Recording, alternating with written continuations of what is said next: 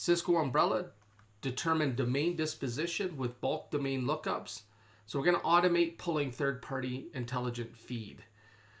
So this is an extension of the previous video. This one, though, I'm going to use a couple more commands. wget, right, which is going to download the file. awk, which is being used to grab only the domain name portion and removes the 127001 that's in the file, and I'll show you that in a second. And then sed's going to get rid of the top 6 lines that are garbage in regards to what I need.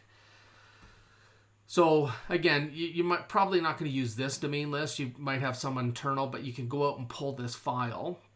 Once you get the file, you got to make sure it's in the right format. In this case, it's not. So what I'll do is have a quick look here at the top portion of the file, because I know where that's where my issues are. So I'll want to get rid of that. This 127 I also want to pull out and just have the domains. And that's it in the file. So what I'll use is awk, and we'll print that second column, and then we'll dump that into domain list.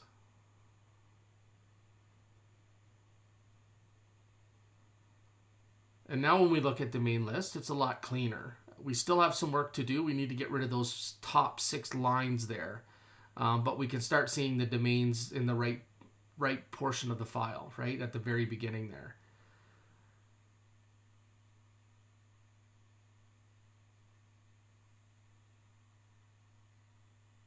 Now we'll have a quick look, and we can see there's our domains. And you can see the full file here as an example. Okay, so I'm going to clean this up just a little bit, because when we're going through here, this first portion, I'm just showing you each step of the way and what the commands are doing in regards to the file itself. So what I did was I got rid of a bunch of the domains in that list. If not, then I have to run roughly, this one takes roughly 15 minutes to run, right? So the very beginning here, we're going to do dig, we're going to use file and domain list. We're going to grep out the blocked IP returns that we get from Umbrella. And then we're going to print the first column, and we're going to dump that into a file called outBlocked. And the goal here now is that all we're going to do is capture all the domains that have been blocked, okay? Because eventually what we're going to do is take the blocked list, right? So the ones that we know are blocked, we're going to dump it back into the original domain list. That'll now give us duplicates, and then we can only show the items that are non-duplicates. So that's how I come up with the determination that this was not blocked. Now there's lots of reasons why something might not be blocked, right?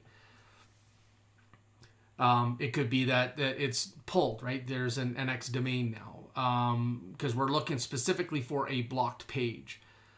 It could be that the site is no longer stale, right? Or no longer bad, right? All right, so let's run that file or that command. And this takes a little bit, obviously. The more domains you have in a list, the longer it's going to take. But you can schedule this with a cron job and let it run. We'll just do TCP dump here, and this is my way of knowing where we are in regards to the list itself, alphabetically, right? Because I know that's how the file is built. Okay, so that's done. Obviously, I fast-tracked that portion of the video, but let's have a look at this outBlocked file now and see what we have. So it looks good, but we have this dot. So I'm just going to remove the dot. I think you could dig with the dot on it anyway, and there's no issue. But I'm going to get rid of it anyway. It's easy enough to do. And so we'll cat the file, and then we'll use sed. Sed will actually, in this case, is going to remove the last character.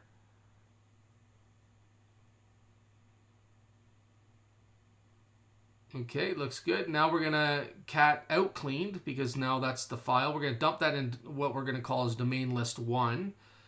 And then we can cat domain list 1, or sorry, domain list and append it to domain list 1. So we'll take that original domain list.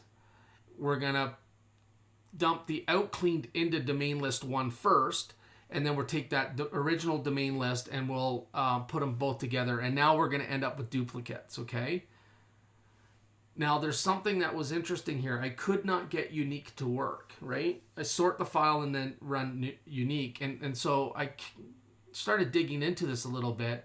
And when you cat the file, it looks good. But if you actually go in and try to edit it, you'll see this carriage return, this Windows carriage return in there. And so what I end up doing is removing that carriage return. And then we'll dump that back into, or we'll configure that into using that domain list 1, right? Now if we look at it, we don't have that carriage return. Now we'll run it through, we'll sort the file, and then we'll just pull the uniques, and that should give us an idea of which domains were not blocked. Now remember, this depends on the policy that you have configured in Umbrella. So if you have a looser policy, there's a good chance that some of these domains weren't detected. Now, again, I'll say it a million times, just because it's not found doesn't mean that the site is bad. You still have some analysis that you may want to do. You could take, an arbitrary approach to just block it, but there's some risk in doing that. So what else I thought I would do is try to come up with the percentage here. So there's some math there. You can just have a look at it. But at the end of the day, what I've done is I've tried to figure out what was the percentage blocked, right? And in this case, it's 82% based on the policy that's set, right? So that's okay, right? And then there's still a certain percentage that I'd have to do my analysis with, but at least I have a good idea of what's currently been blocked that I don't, and I have a list that I could use to feed into any technology that I want. Now, the last piece of this is just cleaning up. It's just getting rid of all those extra files, right, that were created. So I've got a typo here. I'll fix that. And, but the goal here is just to keep it clean, right? After we're done, we probably want to get rid of the domain list as well.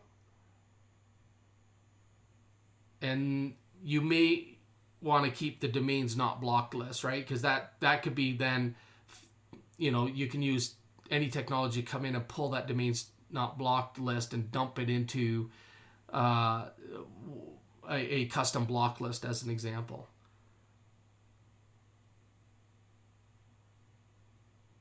So we'll just fix this up here, and then we'll save this out.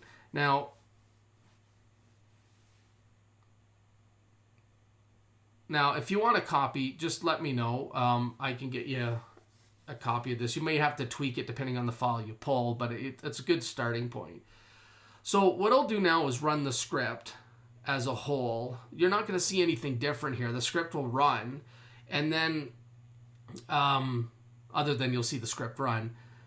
But the results should be very similar. Now, I did this a little bit later. So you do pull down, when you're pulling down a file, it could be a different file as well that you're pulling down. And so your catch rates could be lower or higher depending on that domain list, right? So we'll run through this, and then we'll get an idea of, what we did block. And then what I'm going to do is I'm going to go into Umbrella. So you can see 88% blocked. So what I'm going to do is go into Umbrella now, and I'm going to tweak the policy. There's my list, so I can see it visually here as well. And remember, there's other controls in place that may help mitigate risk, right? Like dynamic DNS domains. Well, maybe you have a category that blocks access to those, right? In more around web content filtering. So you can see 125 domains. So policy matters. So in here, we've got the identity based on a roaming user or client. What I'm going to do is I'm going to apply this policy to my endpoint and rerun it, right? So this one, again, I didn't go through and tweak any of the web content because we're only doing domain lookups at this point. But just because it's not blocked doesn't mean it's not mitigated some other way, right? So, and this is why layers matter.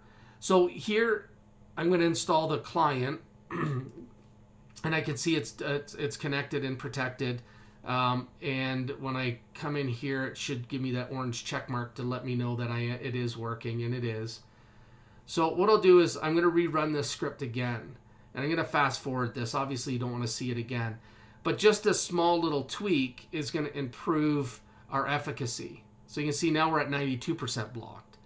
So again, policy matters. This is a quick way to look at or determine what domains are being blocked when you're trying to ingest third-party intelligence. Again, it's only as good as the intelligence that you get. So you may want to do some analysis using Umbrella Investigate to determine whether those domains are suspect or not.